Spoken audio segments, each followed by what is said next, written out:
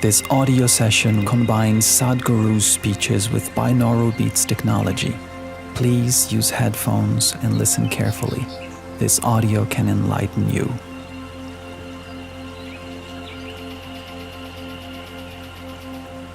Can we do the best? We can never do the best. But we can do the best that we can do, always with life. Is it the best? No, we are doing our best.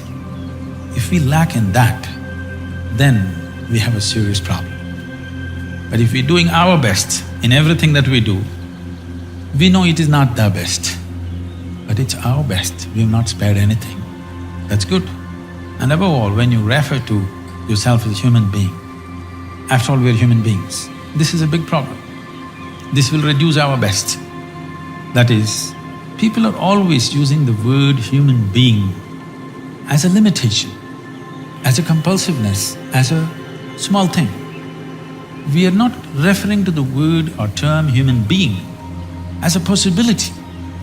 Instead of saying we are just human beings, why don't we say we are human beings? Great, we're doing so many things, we can replace the damn heart.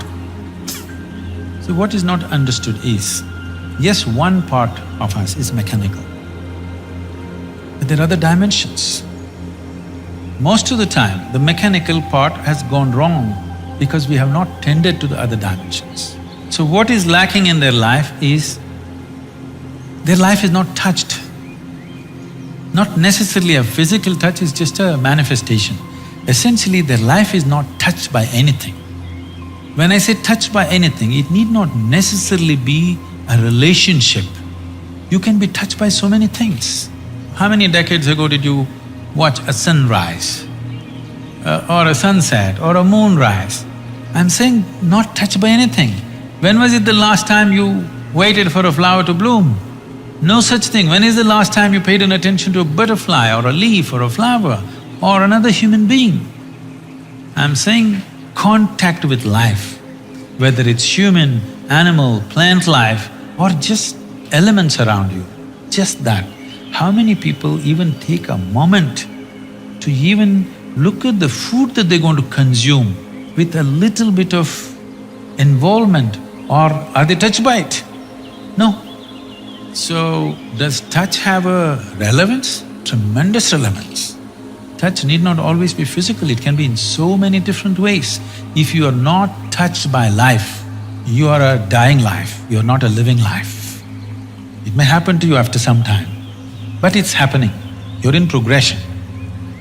Because what you call as life, even in the physical level, the number of cells you have is more than the number of stars in the Milky Way, okay?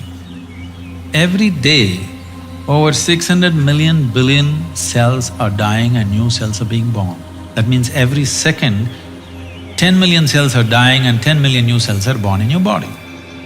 If you just leave the old guys, if you just take charge of these new 10 million cells every second that's coming up in your body, if you structure them properly, create them properly, if you have some say in how they will happen, if you have some influence as to how these fresh cells are born, your heart should be fixed, your brain should be fixed, everything should be fixed. Because that is the level of opportunity you have to rejuvenate your life second to second. But because you're totally oblivious to life, when I say oblivious to life, I want you to look at this. Right now, you cannot even call yourself as a living being because most of the time, what is happening with you is just thought and emotion. Thought and emotion is just psychological drama. It has no existential relevance. Here, 1,000 people can sit here and live in 1,000 different worlds right now. That means nobody is in reality. Nobody is living, everybody is thinking about life. Psychological space, what happens, has unfortunately overtaken the existential process of life. You do not experience life, you're only thinking and reacting to situations around you. Thought and emotion is dominating everything.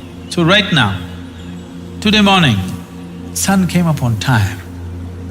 Now you need to understand, if sun does not come up tomorrow morning, within 18 hours, all life on this planet will largely cease as we know it. So I'm telling you, sun came up on time today morning. In this endless cosmos, no accidents, everything going right. But you have one nasty little thought crawling in your head and it's a bad day.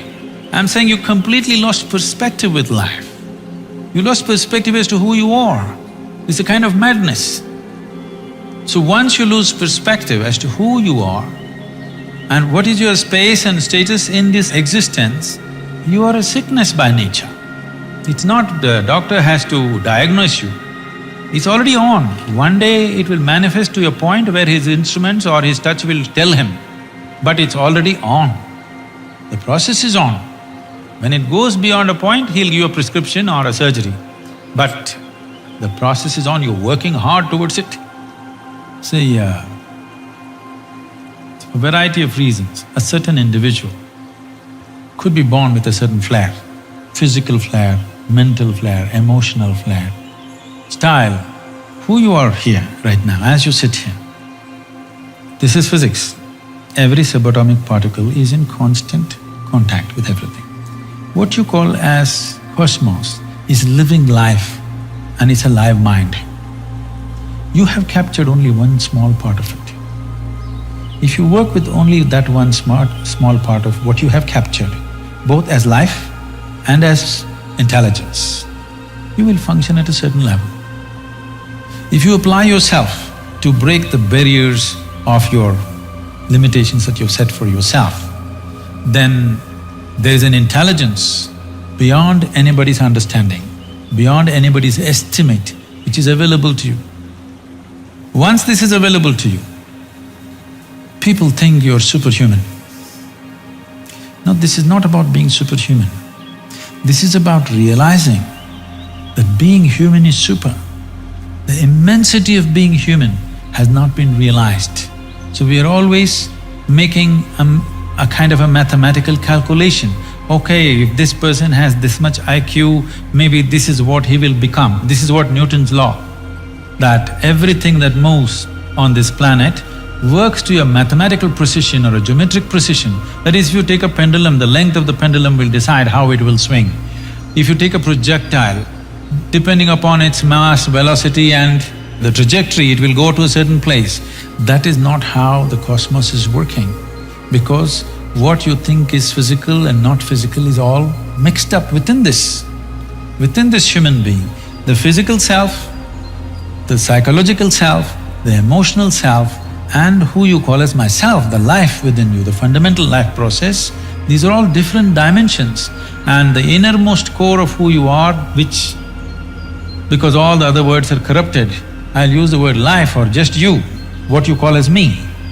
This, if you allow it, if you do not identify it with any form, with your physical form or with other different identities that you take on, it has a way of being cohesive or collaborative with everything around. When we say somebody worked hard, all he's trying to do is stretch his boundary of identity. He's trying to stretch his boundary. If he succeeds to stretch his boundary, something that he never thought possible or imagined that is within his competence or capability becomes his. Miraculously, I can show you hundreds of people who come to me, we prepare them for a certain period and then we initiate them. In 24 hours, you will see the shape of their face will change. Genetics are altered in 24 hours' time. You can see the photographic images, they have actually changed dramatically overnight simply because of a certain extension of their identity.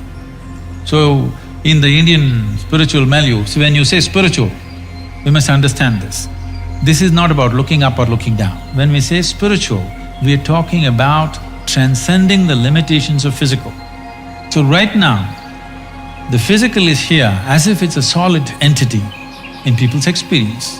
But modern physics is telling you and medical science is beginning to tell you, or if people don't understand, if they just hold their nose for 2 minutes, they understand that they are not an independent existence. It is in transaction, not just in terms of breath. Even on the level of subatomic particles, it's in constant transaction. If this transaction becomes even minutely conscious, suddenly you have immense capabilities that you never thought were possible. Biological identity is the most limiting identity that you have because it limits to the area of your body. Now when you strive you break this. It doesn't matter in what way you strive. Most people strive in unconscious, unscientific, simply out of striving, they do things. But there are ways to strive scientifically in a proper way. There are tools to strive with specific direction to break the limitations of who we are. If you break this boundary, the subatomic particles are transacting, the intelligence is transacting, only you're missing the whole game. If you don't miss the game, if you are in the game of life, not in the game of thoughts and emotions, you are in the game of life, suddenly just about anything you want you can do, not this or that. I'm saying anything a human being can do, simply if he breaks his barriers.